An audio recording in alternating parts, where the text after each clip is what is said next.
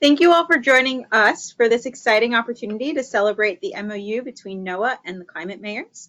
I am Caitlin Montan, the Director of the Office of Legislative and Intergovernmental Affairs at the National Oceanic and Atmospheric Administration. Dr. Spinrad, our NOAA Administrator, will be running today's program along with Kate Wright, the Executive Director of Climate Mayors. A few quick logistics first before I turn the program over to Dr. Spinrad to get started. All attendees have been muted. Please note we are recording this meeting so we can share this with members who are unable to participate today. This call is open to press, and press have been invited to join the call. The event is expected to run for about 45 minutes. And lastly, we will have brief opening remarks, the MOU signing, a tool and resources showcase, and then an opportunity for questions and discussion. We would love to hear from you during the Q&A. If you have questions during the Q&A, please raise your virtual hand. Use the raise hand icon at the bottom of your screen. And if you raise your hand during the Q&A section, someone from our team will unmute you so you can ask your question. Now, I will turn it over to Dr. Spinrad. Please welcome me in joining our NOAA Administrator. Thank you, Caitlin.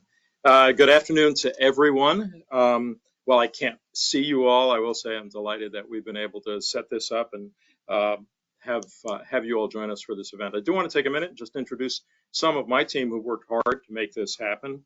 Shelby Service from the Climate Ready Nation staff, Amanda McCarty, who is the head of our Climate Ready Nation initiative, Adi Hanin, who's a program coordination officer, Lori Arguelles, who's our Director of Communications, Marissa Leguas, the Communications Advisor. You've just met Caitlin Montan, our Director of Leg Affairs, and Annie Daly from Leg Affairs as well.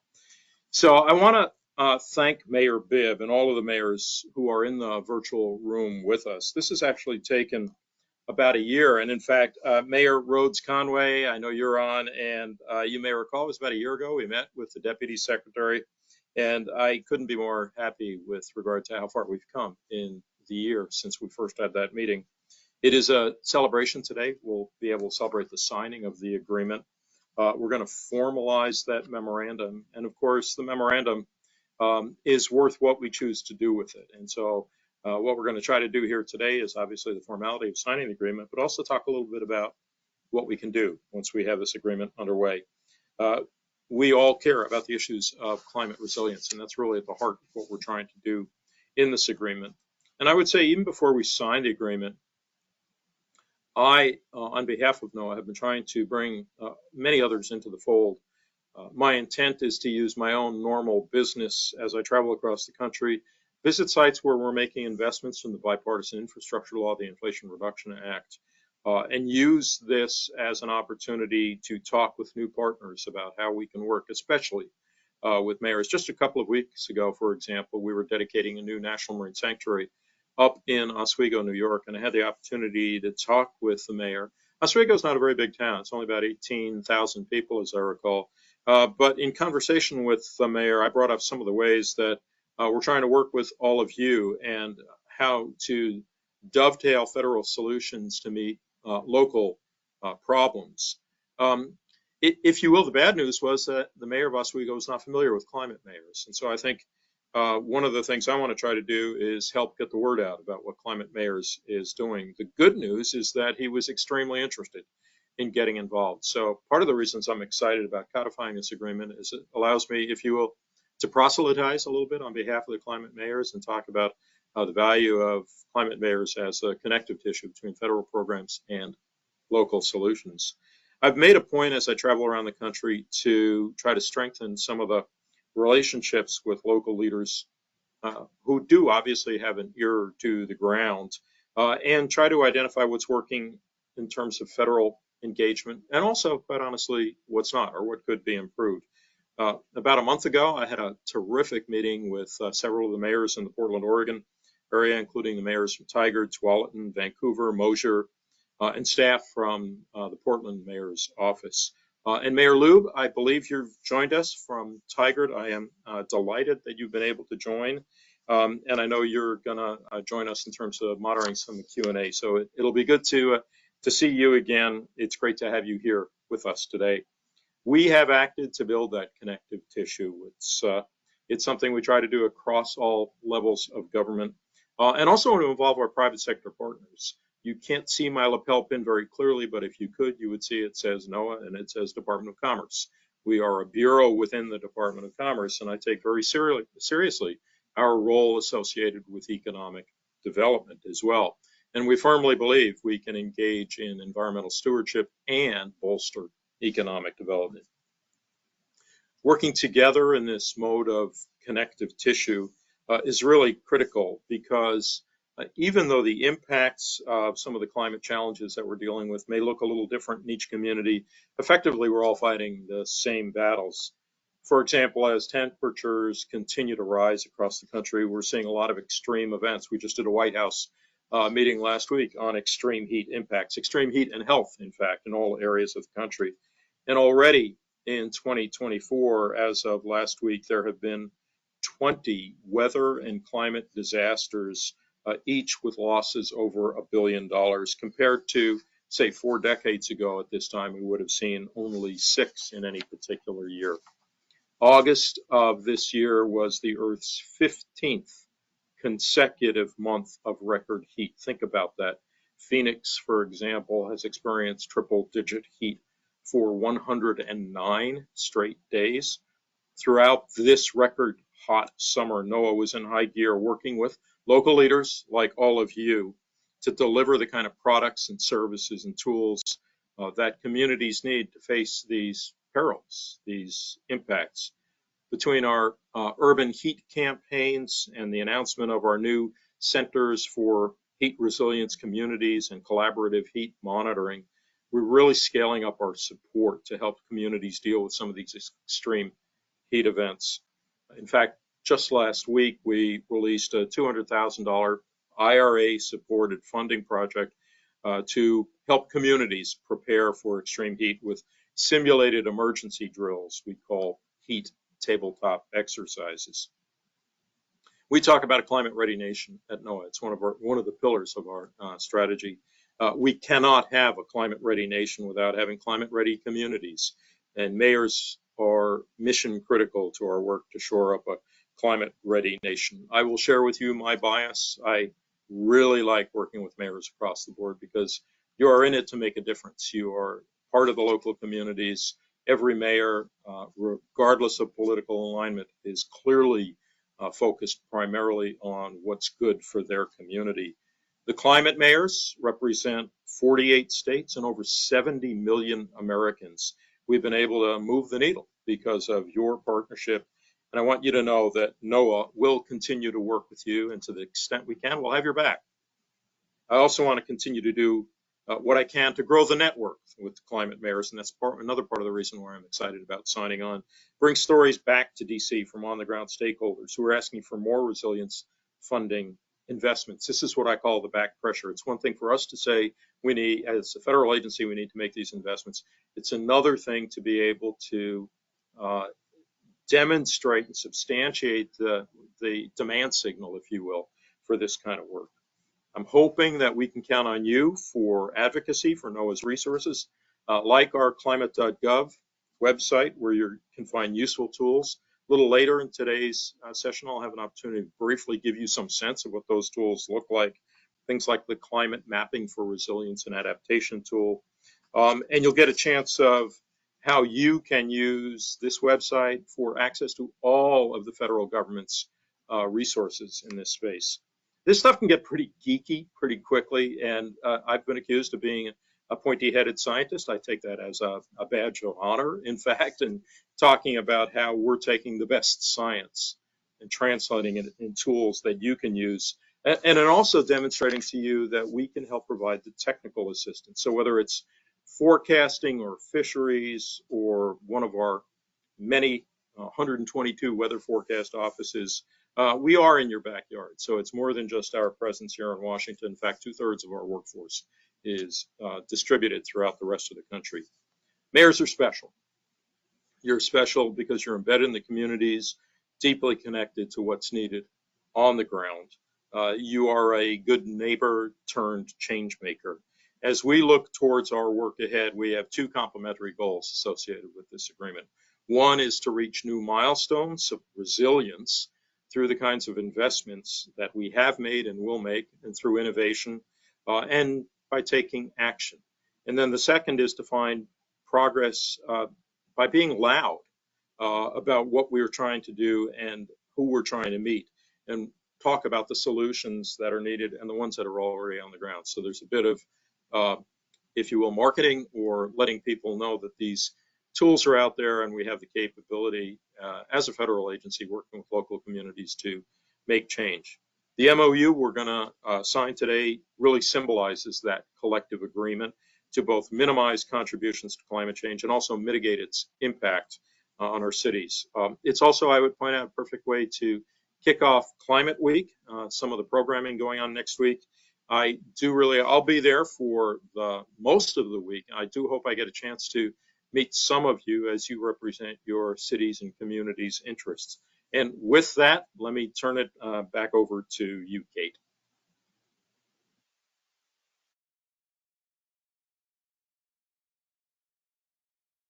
Well, thank you, Administrator Spinrad, and thank you to the entire team over at NOAA. We've really enjoyed working with you today and are excited to take these steps to advance that partnership and deepen the partnership.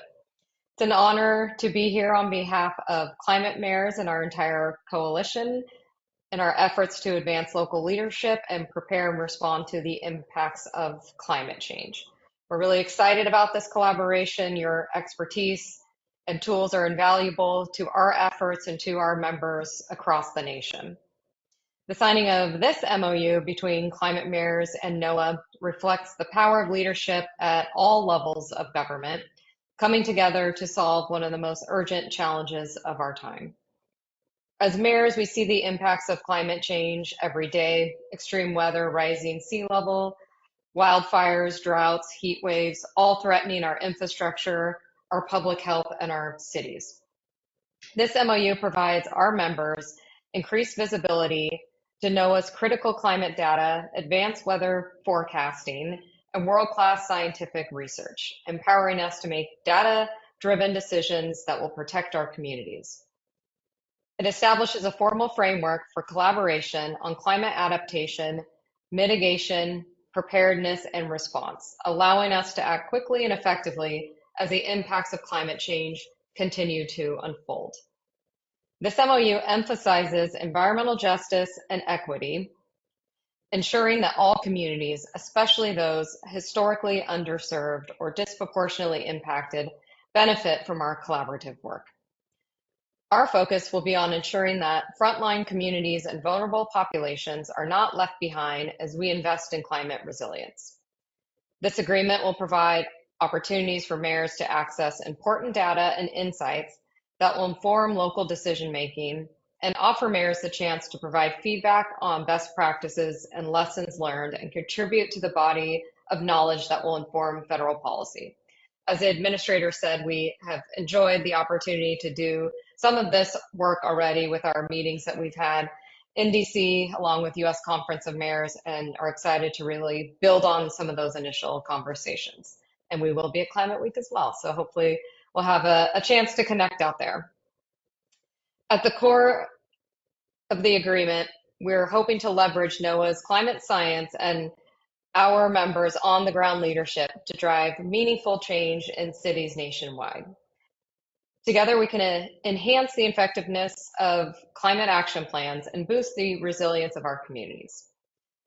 On behalf of Climate Mayors, I'm excited for the transformative work this partnership will bring and the positive impact it will have on cities across the nation. And I'm very grateful for our federal partners at NOAA and the multiple other agencies that we've had the pleasure of working with. Today is just the beginning of our enhanced partnership, and we're excited to continue learning more about the many opportunities that NOAA can offer to further strengthen our city's climate resilience and preparedness. So thank you very much, and we're looking forward to launching into this new phase of our partnership.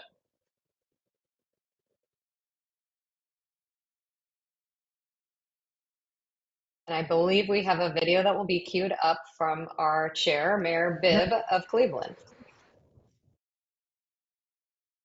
Hey everyone, this is Mayor Justin Bibb, Chair of Climate Mayors. While I'm unable to join you virtually today, I want to just take a moment to highlight the significance of this time. We are embarking on a new chapter of collective action in the fight against climate change. The signing of today's MOU between the National Oceanic and Atmospheric Administration and Climate Mayors marks an important step forward in our shared mission to build climate-resilient communities. This agreement deepens the collaboration between local leaders, climate mayors, and federal agencies like NOAA, strengthening our ability to tackle the climate crisis with the best data and resources available. I had the privilege of meeting Administrator Dr. Spinrad earlier this year to explore how we can better share essential climate data with mayors across the country, and I want to extend my gratitude to him and his team for their continued leadership and partnership. Through this collaboration, we're uniting local leadership with national climate science to create a strong partnership aimed at improving the resilience of our cities and towns. Together, we envision a more climate-ready nation, one where our communities can thrive, our health and security are safeguarded, and our economic growth is sustained by collective action to reduce the impacts of climate change. Now, a key part of this MOU is its focus on environmental justice and equity, ensuring that our most vulnerable communities have the resources they need to adapt and thrive in the face of climate challenges. As mayors, we remain committed to making our cities more resilient, and this partnership gives us the tools, expertise, and collaboration we need to meet that goal. Now, I'm excited about what lies ahead, and I look forward to continuing our work together to meet the needs of our communities. Thank you, and I hope to see you soon. Okay, and I think now we are actually signing. And you can see my whole team here. You can watch me sign as Kate signs too. Kate, you ready to sign? I'm ready to sign. All right.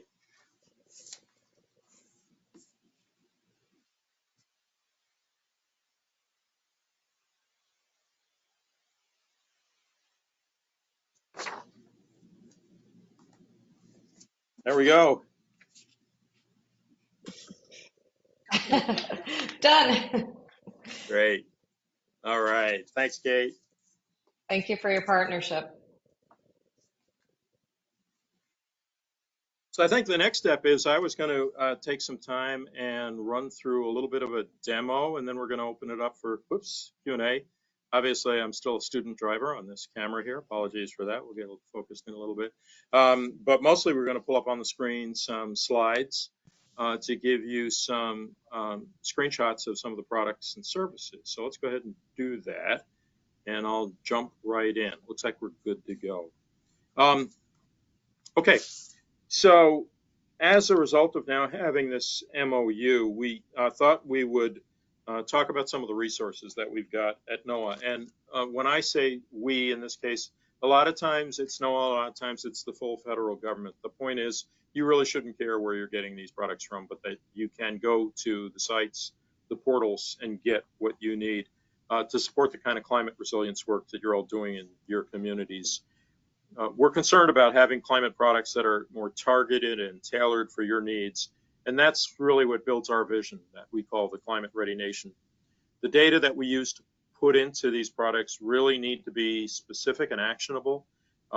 Geography matters, and we're interested in leveraging a bunch of tools for local insight. So given that the frequency and magnitude of many of these disasters is growing, this is an even more urgent need right now. And so this is just a quick montage of some of the kinds of examples of how NOAA's tools can be used to respond to some of what we've seen in the last few months. Let's get a little bit more specific and go to the next slide. This is a heat.gov screenshot. So if you remember nothing else, just remember heat.gov. This past summer, we saw record heat, like I said, across the country. We have tools at NOAA to help local leaders make decisions about how to protect your communities during extreme heat. We are a premier source of heat and health information for the nation to reduce the health, economic, and infrastructural impacts of extreme heat. We have something we call the National Integrated Heat Health Information System, or NIHIS as we call it, which involves federal partners, including 12 federal agencies. But that includes groups like the Centers for Disease Control and Prevention and their heat and health trackers. So when you go to a site like heat.gov, you're going to be able to get both historical information as well as local information to prepare for and respond to extreme heat events. What do we think the predictions and projections for the next 7-day period might look like in your area? And what do we think are the impacts going to be to vulnerable communities? Part of that also is the heat risk tool. And this was unveiled on Earth Day of this year in partnership with CDC, using the heat risk website, which you can find on heat.gov. You can get that 7-day heat risk forecast, which can help guide decision-making around warnings and how to deploy resources to provide relief for communities experiencing extreme heat. Let me go a little bit deeper on this and point out, we're the environmental folks, we're the weather geeks, we're the ones who are really good at saying over the next 5 to 7 days, we're going to see extreme heat or there. We're not the ones who are going to say this form of heat, humidity, temperature, winds, is most impactful on children or vulnerable aging populations. That's why we've partnered with CDC. So in combination, the health expertise of CDC, the environmental expertise we bring to the table, gives you a heat risk tool. Let's go to another example. In this case, it's drought.gov. Drought, of course, is a persistent issue, and this slide will come up. There we go. And so we have a drought portal, and guess what? That's drought.gov. These are really easy to remember and easy to access. And this is the U.S. government's authoritative source for drought information. It also provides one-stop shop for data, decision support products, resources, information on drought, from how we monitor drought to how we predict it, to how to plan and be prepared for it. We have a similar information system, the NOAA National Integrated Drought Information System, or NIDIS, which again coordinates interagency partnerships, leverages federal, tribal, state, local government data, and decision support products. So please take a look at drought.gov as well for similar sorts of bits of information, technical advice, as well as forecasts and projections. I next want to talk about an additional tool we call the Climate Mapping for Resilience and Adaptation tool, or CAMRA. This is a hub that provides real-time maps at the level of a census tract. So that gives you a sense of the specific resolution, and it talks about all climate-related hazards such as flooding, heat, drought, wildfire. It does a couple of other things, and in fact, it's a little hard to see on the screen, but what it tells you is under different scenarios, what might your local community be subjected to in the future, decades out, in terms of heat, in terms of flooding potential and drought potential. Obviously critical for some of the kinds of decisions you all are making with respect to infrastructure. But it's also a site where you can find federal funding opportunities. So if you're curious as to whether there's a grant program like the FEMA BRIC program or other kinds of opportunities to pay for climate resilience projects, including those that are supported by the Bipartisan Infrastructure Law and the Inflation Reduction Act.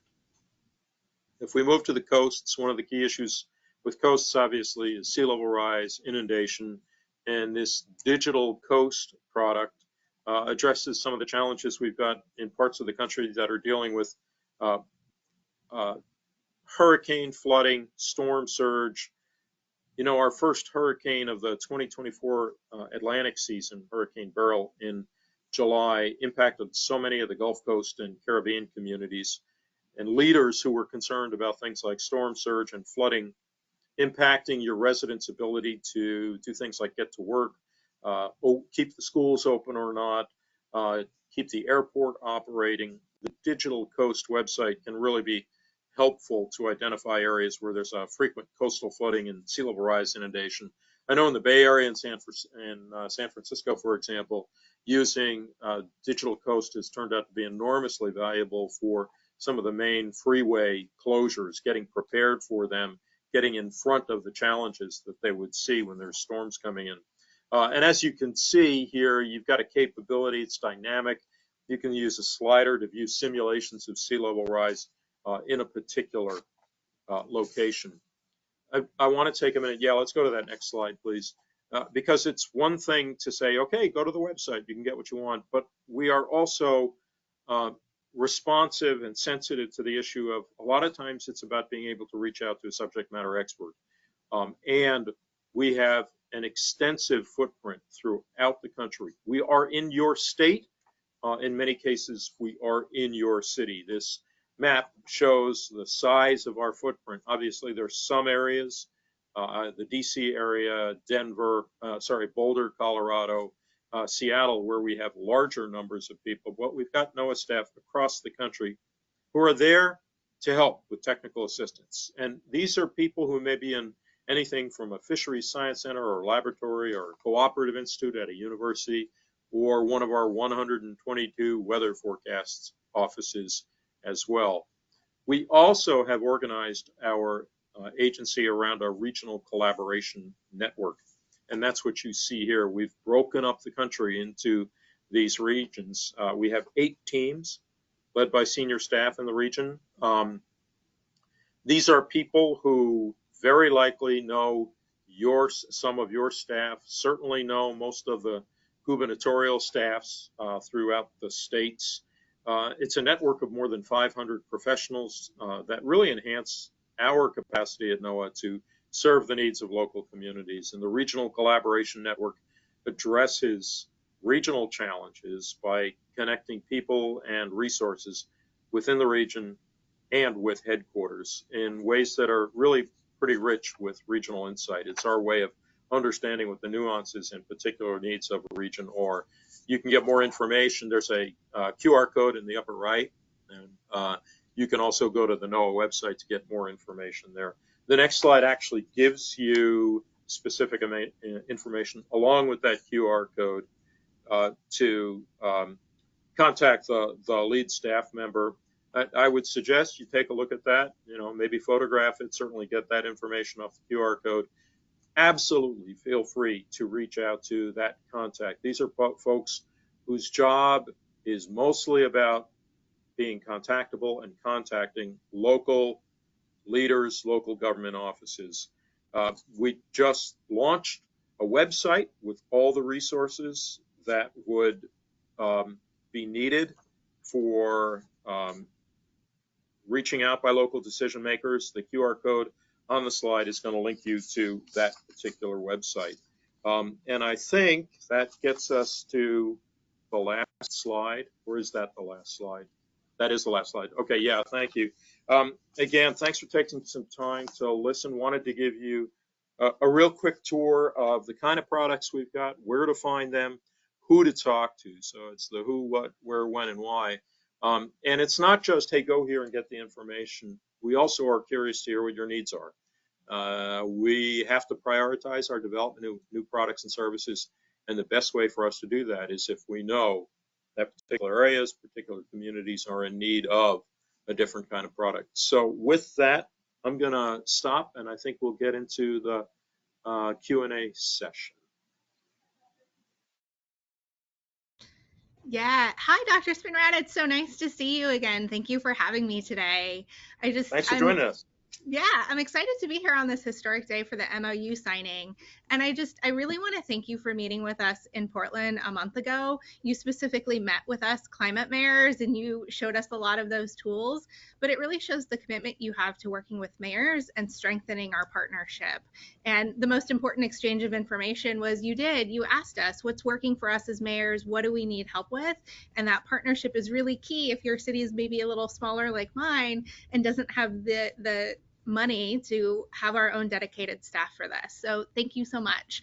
We'd love to do a Q&A right now. If you have a question for Dr. Spinrad, please go ahead and raise your hand and we'll call on you and unmute you. And we'd love to hear what you have to say. Kicking us off though, I'd love to ask you, Dr. Spinrad, what do you really hope to get out of this MOU relationship? Yeah, thanks, Mayor. And it's some of the things I alluded to. It's I would say, a substantive dialogue. So first of all, right now, if we want to have the discussions with mayors around the country, we go through a lot of effort, find out what the connections are. By having the MOU, we've got to kind of, if you will, short-circuited the ability to have that dialogue. And similarly for the mayors, you now have a vehicle for having that dialogue. You think of it as having each other on speed dial. So that's part of what we want to get out of this. Another thing we want to get out of this is a balance. We think we have a pretty good idea of what's needed around the country in terms of the sorts of products that I alluded to, but that validation at the local level in a very credible manner. It's hard for us, for example, to try to balance the needs of a community because there are many different needs in a community. It's a lot easier to turn to the leadership, the mayors, and say, okay, we're hearing from different segments of your community. What's your take? You've got your pulse on your constituency, your community. Is it really about improving heat projections, or is it more about getting more accurate information about precipitation? So it's really a way of fine-tuning our ability to deliver products and services. It's also, I think, a way of building some of that demand signal. We think, we did, with the IRA money, we had one program called Climate Resilience Regional Challenge, and we have $575 million available for supporting communities to do resilience type work. We got 16 billion, that's billion with a B, dollars worth of proposals. So our ability to sort of calibrate on that 30-to-1 proposal or that 30-to-1 demand signal depends on being able to have a mechanism in place where we can, call up Kate and say, hey, Kate, we need to have a discussion with a group of mayors about priorities for investment. And so all of those things are what we expect to get out of the partnership. No, I think that's wonderful. And it's such a great partnership with all the tools. And I think especially knowing that there are so many dollars or so many needs out there and not as many dollars really speaks to why a partnership like this is important, so we can get the best bang for our bucks. Please remember, if you have a question, go ahead and raise your hand. We'd love to chat with you. I also have another question. How does NOAA normally engage with local communities like mine or maybe like other mayors on this call outside of MOUs? Yeah, it varies a lot. I would say we've got a lot of good relationships with the regional coordinators that I alluded to on one of the slides. A lot of times are almost daily interacting with mayors in their regions. And so it may be on a project basis. It's not unusual for cities to come together with states or territories and say, we're collectively interested in doing something. We'd like to put a program, a match program together, and we'll work to try to get them connected. Bear in mind that we have a very active Sea Grant program for the 35 coastal states around the nation. And that's been a way of reaching to cities as well. We work closely with state climatologists, with the associations of state climatologists. The larger cities have, a lot of them have resilience officers and resilience offices. In fact, my assistant secretary, Janie Bavishi, came from New York's office. And so that's another way that we do it. But there's a whole range of connections. And yeah, and then there's the sort of classic responding to proposal requests. So cities may put particular projects together in response to a federal opportunity announcement. No, that's a really great way. What do you see as the most pressing issue for NOAA when it comes to the climate? A part of it is what I alluded to, the demand signal. When you get 30 times proposal pressure for, let's be crass and assume only half of those proposals were meritorious, and I know it's a lot higher than that. That's still a 15 times proposal pressure. So that for us is one of the toughest problems. The other one is we are a science-based organization. Science is hard and science is expensive. And so the ability to collect the data, the environmental data, we operate 18 satellites, we have ships, we have aircraft, and we're not a very big federal agency. Our total appropriation is just short of $7 billion. So for us, trying to make sure we can still fly our airplanes, run our ships, and at the same time collect all the important data to produce these products is a bit of a balancing act when it comes to budget times. We cost every American citizen 6 cents per day. That's a pretty good deal to get all your weather forecasts, navigational charts, climate predictions and projections, all of the things we're talking about. So a lot of it is just making sure we got the priorities right. No, by the way, we have over 600 facilities around the country too. And as you as mayors know, deferred maintenance is always a tough problem. So sorry to lay that all out, all of my problems on the table there, but it's all of those things that make it hard, because we will not compromise on the quality of the products that we put out. As soon as our products do not suffer the test of scientific integrity and don't have the clear utility, we lose all credibility. We might as well pack up and go home at that point. So ensuring the scientific integrity, the credibility, the accuracy, and all of the things that go into that is probably the toughest problem for us. Well, I can't get past 6 cents a day. I mean, that feels like such a deal for even just, checking your weather app and seeing what's going on. But after the meeting with you, I poked around, the climate mapping for resilience and adaptation. And it was just fascinating to see the information available that I don't think my city knew that we could have that granularly. So one of the most important things is just letting mayors know that these tools are out there. And now that I know it's 6 cents a day, I'm going to be using that with my community members to let them know what a deal that they're getting. We're